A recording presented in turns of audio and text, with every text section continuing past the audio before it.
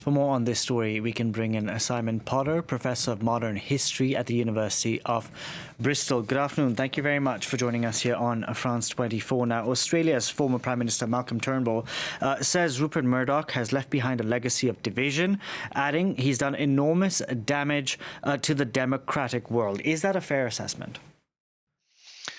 I think Rupert Murdoch has certainly been a very polarizing figure in Australia, in Britain, and the US over many decades. A lot of the response to his decision to step down reflects that polarizing reputation. So for many people, he is somebody who's debased journalism, who's done terrible damage to the profession of journalism and to politics.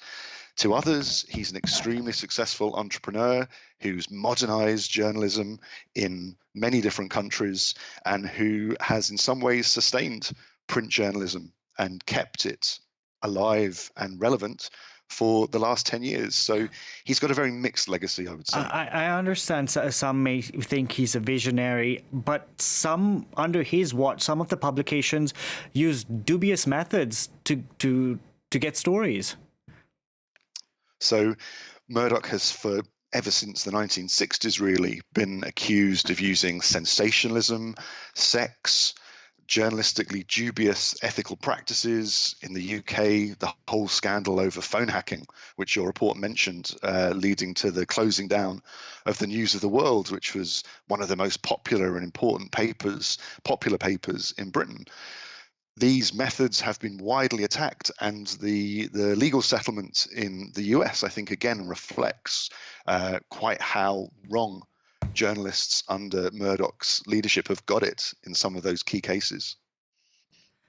Let's talk about one of the things Rupert Murdoch says he wanted to do, which is taking on the establishment. But isn't that convenient for somebody who's a billionaire to say they want to do?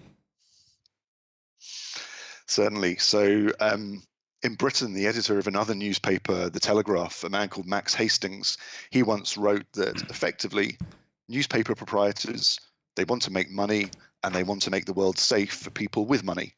And any sense that the Murdoch empire has stood for the little man or has been anti-establishment, that might be there in its rhetoric, but I think in reality, many people feel that in its treatment of trade unions in Britain, in the way that it has tried to make money out of the misfortune of individuals, it doesn't stand on the side of the little man. And its record in US politics, I think, has reflected that as well.